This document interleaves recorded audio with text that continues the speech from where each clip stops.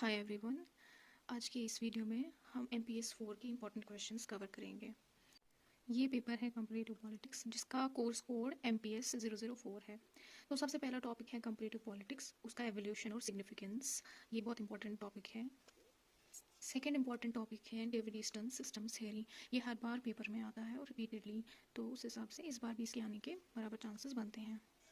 Next important question है theories of origin of state. तो कई सारी थियोरीज हैं जो डील करती है कि किस तरीके से स्टेट का ओरिजिन हुआ। इसमें जैसे सोशल कॉन्ट्रैक्चुअलिस्ट्स हैं जिन्होंने बोला कि हम कॉन्ट्रैक्ट हुआ था, उस बेसिस पे जो है स्टेट का एवोल्यूशन हुआ, ओरिजिन हुआ।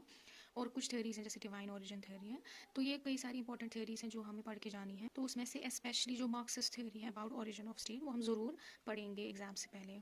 एक और इंपॉर्टेंट सवाल है रिलेटेड टू कॉलोनियलिज्म। इसमें कॉलोनियलिज्म की डेफिनेशंस और मीनिंग हम पढ़ के जाएंगे।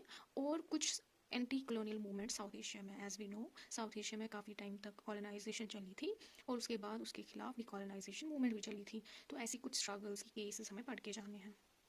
एक और जो इंपॉर्टेंट सवाल बनता है इस पेपर में से वो है रिलेटेड टू एथनिसिटी। तो इस चैप्टर में हम पढ़ते हैं कि एथनिसिटी क्या होता है, इसका मीनिंग क्या है, और इससे इमर्जिंग जो नेशनलिज्म होता है जिसको एथनो नेशनलिज्म बोलते हैं उसके बारे में हमें काफ़ी पढ़ के जाना है, बिकॉज ये काफ़ी इंपॉर्टेंट कॉन्सेप्ट है। तो इसमें कई सारी केस स्टडीज़ भी होती हैं कि जहाँ पे एथनो नेशनलिज्म की बेसिस पर मूवमेंट्स चली हैं, cessation movements, self determination movements. तो एथनो नेशनलिज्म एक रिलेटिवली नया कॉन्सेप्ट है। इट्स अ सब कैटेगरी अंडर नेशनलिज्म। एक और टॉपिक है पॉलिटिकल इकोनॉमी। ये हम ज़रूर पढ़ेंगे इसका मीनिंग, क्योंकि ये कई बार आता है। इसके अंडर कुछ थेरीज हैं जो ऑलरेडी हमने MPS 2 में कवर की है।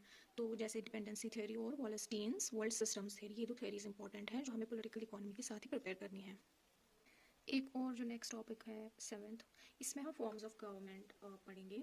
जैसे डेमोक्रेसी हो गया, रिपब्लिकनिज्म, फेडरलिज्म जहाँ प्रेसिडेंट जो है हेड ऑफ द स्टेट होता है और हेड ऑफ द गवर्नमेंट भी, और डिक्टेटरशिप, टोटलिटेरियन गवर्नमेंट। ये डिफरेंट टाइप्स ऑफ गवर्नमेंट्स जो है ये हम ज़रूर पढ़ेंगे और इनके फीचर्स कैसे एक दूसरे से अलग हो गए हैं। Next is bureaucracy. ब्यूरोक्रेसी एक इंपॉर्टेंट टॉपिक है। इसमें इसके फीचर्स और रोल इसका ब्यूरोक्रेसी का करंट सोसाइटीज़ में वो हम ज़रूर प्रिपेयर करेंगे। Ninth important topic is all about non-state actors and their role in the governance and bureaucracy, in basically in better governance. तो MNCs, TNCs जो ट्रांसनेशनल कंपनीज होती है, NGOs होते हैं कई तरह के रिलेटेड एनवायरनमेंट जिनका एक पर्टिकुलर ऑब्जेक्टिव से वो डील करते हैं, सिविल सोसाइटी ग्रुप्स होते हैं, प्रेशर और इंटरेस्ट ग्रुप्स होते हैं। बिकॉज इन पे कई बार जो है सवाल आता है कि वो कैसे काम करते हैं और कैसे गवर्नमेंट्स को बेटर सर्विसेज प्रोवाइड करने में हेल्पफुल होते हैं। लास्ट में question 10 as always short notes on a few topics, जिसमें सबसे पहले है स्ट्रक्चर फंक्शनल अप्रोच और मार्क्सिस्ट व्यू ऑन कॉलोनियलिज्म। एक और है कि एक एथनिक मूवमेंट का हमें केस स्टडी पढ़ के जाना है। कई बार सवाल आता है कि आप एथनो नेशनलिज्म को डिफाइन कीजिए, डिस्कस कीजिए, और एक जो एथनिक मूवमेंट इंडिया में केस हुआ हो या आउटसाइड इंडिया, तो वो केस स्टडी हमें डिस्कस करना होता है, जहाँ पर एक एथनिक ग्रुप के लोग उन्होंने वहाँ की गवर्नमेंट के खिलाफ मूवमेंट चलाई हो on the basis of a distinct ethnic identity.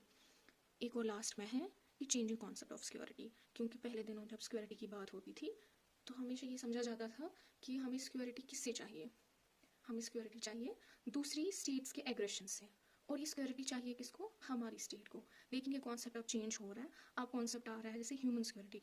बोलते हैं कि स्टेट को थ्रेट नहीं है, बल्कि स्टेट में रहने वाले जो लोग हैं, सब्जेक्ट्स नहीं कहेंगे उनको, जो सिटीजन्स हैं, जो ह्यूमन हैं, उनको थ्रेट है। क्यों? और वो थ्रेट सिर्फ एग्रेशन, दूसरी स्टेट के एग्रेशन से नहीं है, बल्कि जो सोर्स ऑफ थ्रेट है वो भी चेंज हुआ है। जैसे एनवायरनमेंट है, पोल्यूशन, या इसी तरीके से साइबर थ्रेट, साइबर अटैक्स होते हैं। तरीके से जो सोर्स ऑफ थ्रेट है और जो विक्टिम है, ये दोनों चेंज हो गए। इस वजह से जो है सारा कॉन्सेप्ट ऑफ सिक्योरिटी जो है चेंज हो गया। ये काफ़ी अच्छा और इम्पॉर्टेंट टॉपिक है प्रेजेंट टाइम्स में, और कई बार ये पेपर में पूछा जाता है। Thank you.